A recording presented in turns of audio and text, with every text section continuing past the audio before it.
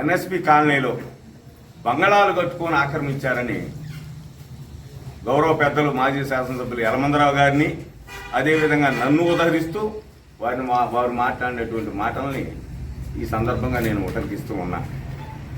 ఎందుకంటే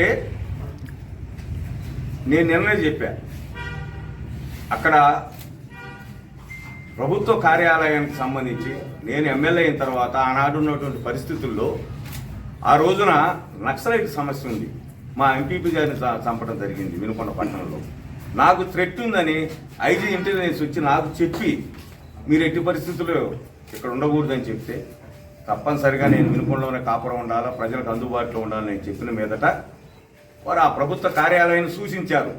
దానికి కారణం ఏంటంటే పక్కనే సిఐ క్వార్టరు, ఎస్ఐ క్వార్టరు, అదేవిధంగా పోలీస్ క్వార్టర్స్ అన్నీ కూడా సెక్యూరిటీ ఉంది. మా ఇంటికి అతి దగ్గరలో ఉంది. వారు చూపించిన మీదట, వారు చెప్పిన మీదటే నేను ఆ ఎన్ఎస్పి క్వార్టర్ను తీసుకొని రిటర్న్గా రాసిచ్చి నా సొంత ఖర్చులతో దాన్ని బాగు చేయించుకొని ఆ రోజు నుంచి కూడా ప్రభుత్వ కార్యక్రమాలు కానివ్వండి అది అఫిషియల్గా తీసుకున్నా. నెలకు 1500 రూపాయలు అద్దె కడుతూ దాన్ని తీసుకొని దాన్ని ప్రజా కార్యక్రమాలకు సంబంధించి, ప్రభుత్వ కార్యక్రమాలకు సంబంధించి, అదేవిధంగా రాజీవ్ ఫౌండేషన్ కార్యక్రమాలకు సంబంధించి ఆ కార్యాలయాన్ని నేను ఉపయోగించుకుంటున్నాను తప్ప ఈ రోజు నా భార్య బిడ్డలు కానీ అక్కడ లేదు. నాకు సొంత గృహం ఉంది, చిన్నది. ఈ ఊర్లోనే నేను ఉంటున్నాను. ఇదంతా మీకు తెలుసు.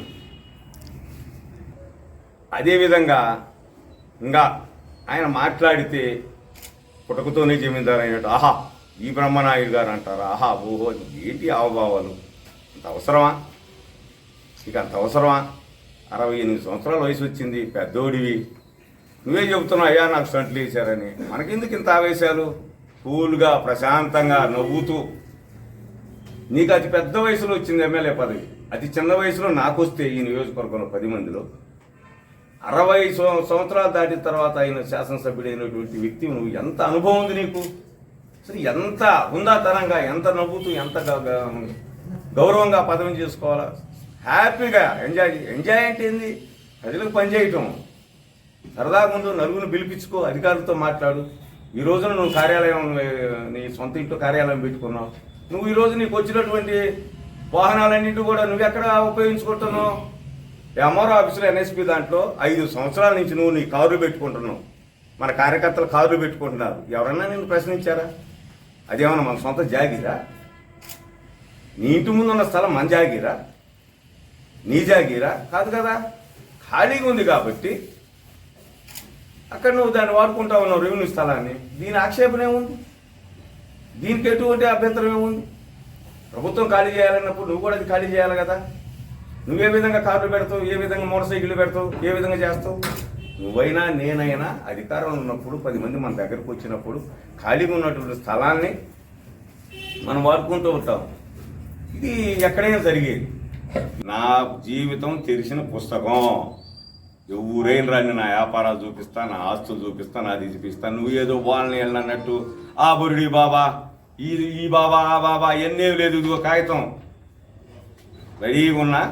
గౌరవంగా మాట్లాడుకుందాం, గౌరవంగా ఉందాం. దయచేసి ఎవరు బంగళాలు కట్టుకోలేదు, ఎవరు ఆక్రమించుకోలేదు, ఎవరు అన్యాయంగా వ్యాపారాలు చేయటం లేదు. నేనైతే క్లియర్గా ఉన్నా కాబట్టి నువ్వు అభివృద్ధి గురించి మాట్లాడదామంటే నేను కాగితాలు పంపిస్తా, చూసుకో. లేదు నీ ఆఫీస్కి రమ్మని నేను వస్తా. నాకేమిటి, ఏముందా? మీ ఆఫీసులో కూర్చున్నా హ్యాపీగా, ఎమ్మెల్యే ఆఫీసులో పిలుద్దాం.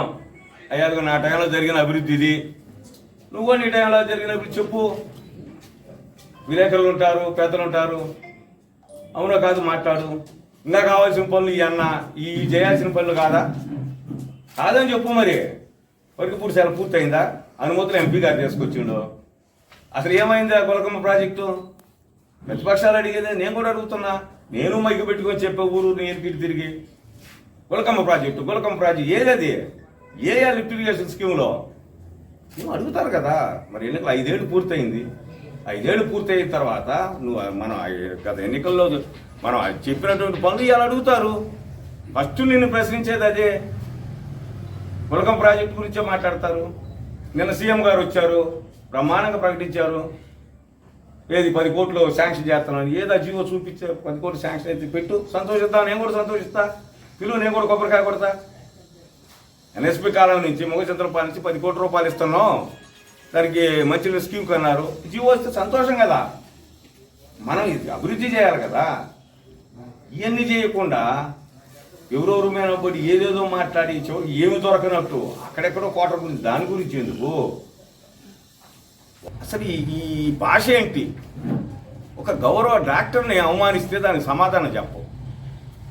ఒక రైతుని అవమానించి జైల్లో వేపిస్తే దాన్ని అడిగితే దానికి సమాధానం చెప్పు. లేదా ఇప్పుడు కూడా చెబుతున్నా, నీ ఊరు వస్తా, నువ్వు కట్టినటువంటి వెంకటేశ్వర స్వామి గుళ్ళో నువ్వు ఆ గౌరవ డాక్టర్ని సుధా భర్త లక్ష్మీ రెడ్డి గారిని నువ్వు అవమానించినో లేదా? నా కళ్ళ ముందు, నా సమక్షంలో.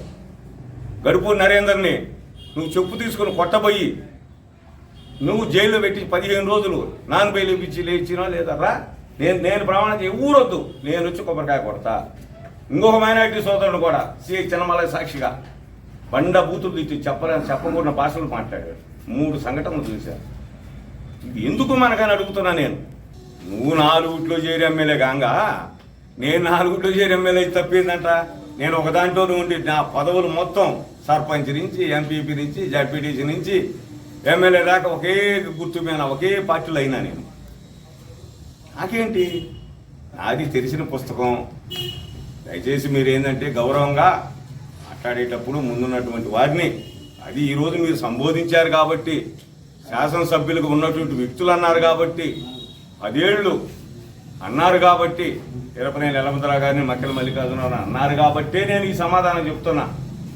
లేకపోతే వ్యక్తిగతంగా నేను ఏ రోజు నేను దూషించను, ఎవరిని దూషించను. రేపు భవిష్యత్తులో కూడా నేను ఏ పార్టీలో ఉన్నప్పటికీ కూడా రాజశేఖర రెడ్డి గారిని గౌరవిస్తాను, కాంగ్రెస్ పార్టీని గౌరవిస్తాను. ఇది నేను మీడియా సమావేశంలో చెబుతా ఉన్నా. దయచేసి 2 ఎకరాల రైతానని నాకు అర్థం కాదా?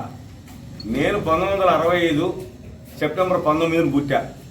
నా తండ్రి మక్కెన్ చిర్రారావు గారు 1964లో పెదకంచెల్లా గవర్నమెంట్ వారిపాలెం అసనాయుడిపాలెంగా సర్పంచ్గా అయ్యారు 3 గ్రామాలకి. మాకు మా తండ్రి గారికి 30 ఎకరాల రైతు. ఈ పిల్లోడు వెంకటరామరెడ్డి తెలియకపోతే మా నాన్న వాళ్ళ తాతను అడగమని చెప్పు, చంద్రరామయ్యకి ఎంత ఉంది రాని. 30 ఎకరం రైతు అయ్యా, 3 గ్రామాలకు సర్పంచ్ అయ్యాయన. నేను పుట్టే వరకు మా నాయన రైతు, సర్పంచ్. పాడు దాని నిజాలు తెలుసుకునిరా బాబు. మాట్లాడితే 2 ఎకరాలు ఇది ఏందిరా బాబు 2 ఎకరాలు? మేము ఇప్పుడు 10 మందికి వ్యవసాయం చేసి, ఈరోజు కూడా వ్యవసాయం చేసి పెడతా ఉన్నాం. ఓకేనా?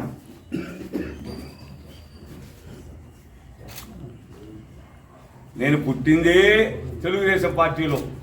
నన్ను పోస్తే పచ్చంగా వస్తుంది నాదని అక్కడ శివస్తూప సెంటర్లో బహిరంగ సభలో రోజా గారు వచ్చినప్పుడు చెప్పిండు. ఇది మనం అందరం తెలుసు. నేను శాసనసభ్యుడిగా ఉన్న సమయంలో ఎమ్మెల్యే సీటు కావాలని పోరాటం చేసిన, సంతోషం. అది మిస్ అయింది.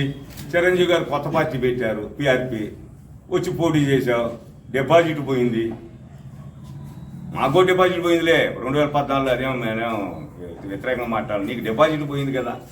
మరలా ఏం చేసావు? చిరంజీవి గారితో పాటు కాంగ్రెస్ కండ వేసుకొని బొత్స సత్యనారాయణ గారి దగ్గరకు వచ్చి నాకు డీసీసీ కావాలని అడిగింది. బొత్స సత్యనారాయణ నన్ను పిలిపించింది. ఎవరో బ్రహ్మనాయుడు అంటారు బాబు, ఇప్పుడు ఎన్నుకొని వచ్చి వచ్చిండు, వాడు ఏ పార్టీ ఎవరురా? అదేంటంటే అట్ట మాట్లాడతారు. పిఆర్పి తరఫున పోటీ చేసిందండి.